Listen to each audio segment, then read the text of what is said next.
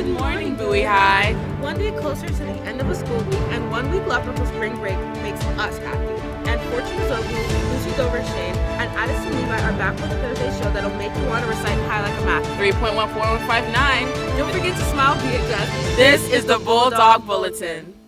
Good morning, Bowie High. It's Thursday, March 14th, 2024. I'm Lucie Dauverchain. And I'm Ezeogu. And welcome to the Bulldog Bulletin.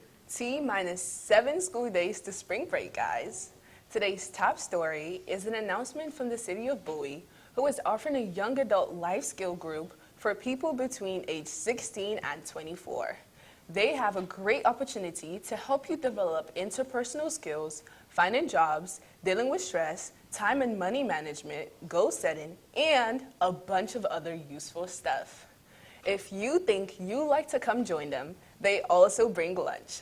To register, you can scan this little QR code or contact our R. Simon at cityofbowie.org to get a pass for third period so you can attend Tuesdays from April 9 to May 14 in room 141. Each session goes from 11:15 to noon, and you need parent permission, as this is not a Prince George's County Schools sanctioned event. Sounds like a great opportunity. Thank you, City of Bowie. Our next piece of useful information comes to us from the team representing one of the City of Bowie finest citizens, the late Mrs. Mary Newser. If you recall, we told you about the scholarship in her name worth $2,000 to a deserving senior who completes the essay, gets a recommendation letter from non-family members or Bowie High employees, and shows a love of and dedication for community service. We are getting really close to the April 2nd deadline, so don't waste any more time and apply for the scholarship, which is open to any senior who will be attending college or going into trade school, a rarity for scholarships. If you would like to apply, you'll need to visit the website at newserscholarship.com to get complete details. Good luck and get that done, courtesy of someone considered by someone to be a part of the lifeblood of these walls of Bowie High.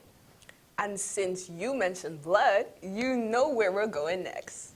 Join the Green Team and Mrs. Tung, who are partnering with the Red Cross for tomorrow's rescheduled blood drive.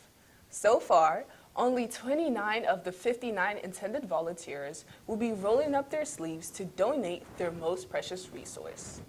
It's been a long time since we've gotten to host a drive, and this big service to the community is essential for emergencies in the region. Come get a sign up from Miss Tung in room 124, and today is probably your last chance to get the form and take it home. Help save a life. Another thing that gives this place life is an institution that makes us like no other school around, our entertainment and stage talent. And trust us, you don't want to miss one of our most revered shows, the Tri-M Music Honor Society Spring Coffee House, coming next Friday at 7 p.m. in the cafeteria. It is a show full of music, poetry, and other entertainments. And you don't want to miss the return of the Faculty Student Alumni Band, the PS74. Ticket sales are coming up soon at all lunches for $5 in the cafeteria hallway, and they will go quick. So make sure you bring some extra cash to school. They can't wait. And to all performers, soundcheck is scheduled for next Wednesday, March 20th.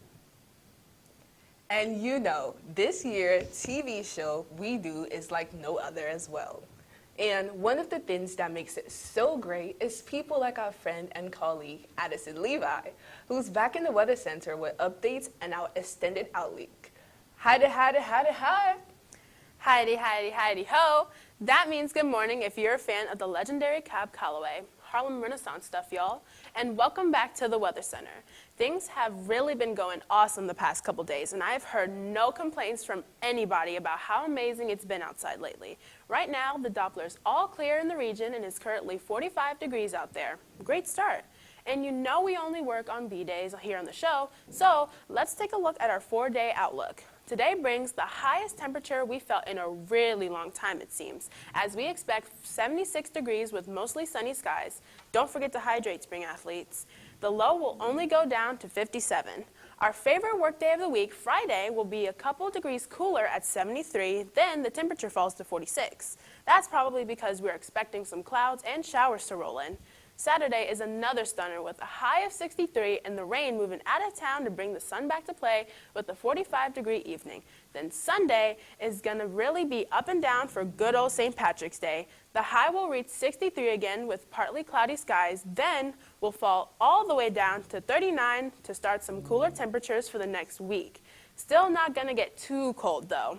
Back to nationaltoday.com for March 14th, where they say you can lay it all on the line for one of the most popular snacks on Potato Chip Day. More snacks are honored because it's also poppin' on Popcorn Day. And we shift gears to the smart people of the world because it's Genius Day. Some of the world's geniuses may be recognized twice because it celebrates Scientists Day. And maybe they can go 3 for 3 on 3/14 because, of course, all the smart math people will be celebrating Pi Day. I wonder who's going to recite most digits of pi this year.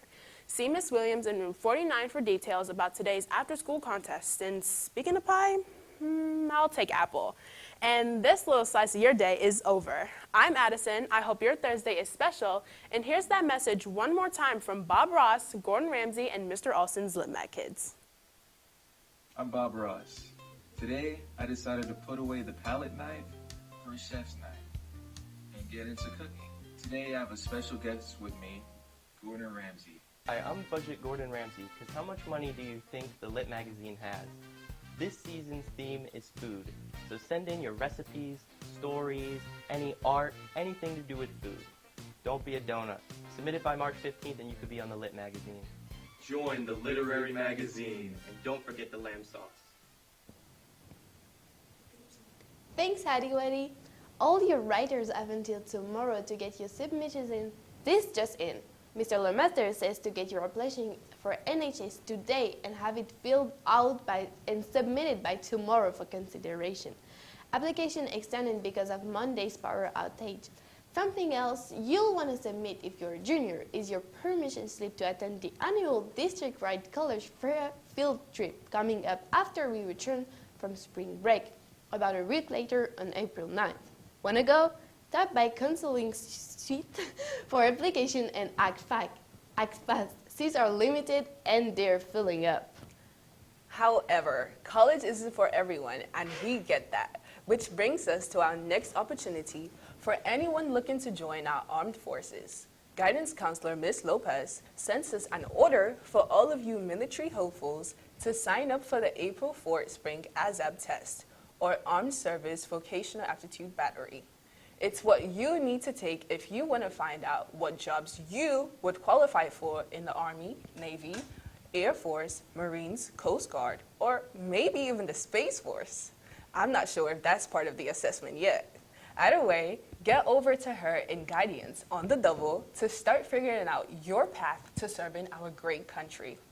And if you think about it, our great country wouldn't be what it is today if it weren't for the great women who have helped to build it.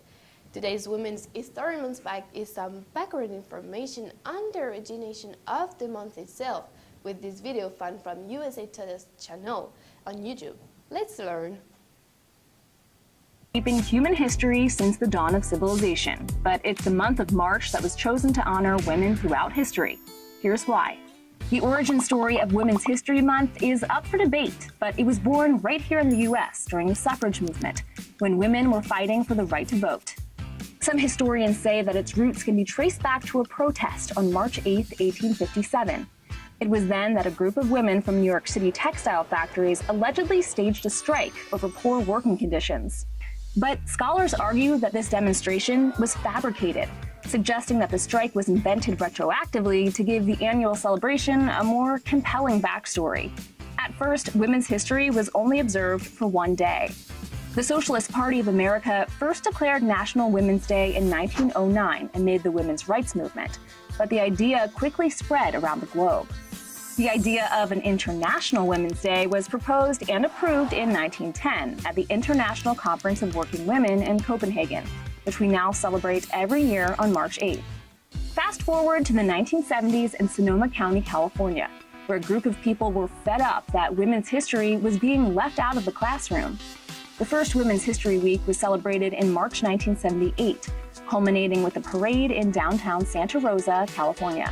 This local celebration turned into a movement. Activists pushed to make this week official, and it worked. In 1980, President Carter issued the first presidential proclamation, declaring the second week of March as National Women's History Week. And that momentum kept growing. In 1987, Congress officially declared March as National Women's History Month. A special presidential proclamation is issued each year which honors the extraordinary achievements of women in America. But more than 30 years later, the fight for gender equality continues. In 2020, for every dollar a man made, women made 82 cents. And I want to say thank you to one of the greatest women I know, my mama. I'm grateful for all her sacrifices she's made to help me become Fortune Ezeogu. I love you. How about you, Lucie? For me, it's my mom too. Thanks for all the things you teach me in life. Merci beaucoup, maman. Je t'aime. I love you too, Mother. Amen to that. One final note before we finish. Join the International Club to learn about different cultures in their interest meeting coming today after school at 2:30 in Mr. Hughes Morris's room 222. They got snacks. The SAT word of the day is the adjective gauzy, defined as so thin as to transmit light. Ronnie's workout shirt was so old, it began to take on a gauzy texture. And that'll do it for your Burgundy and Blue updates on the Thursday edition of the Bulletin. Please subscribe and bookmark our channel at www.youtube.com/BHSTVMD Bulldog Bulletin for a replay of this and all of our shows. I'm Lucie. And I'm Fortune Ezeogu. We hope your Thursday is just simply awesome, guys. And like we always say, The Bulldog Pack has always got your back.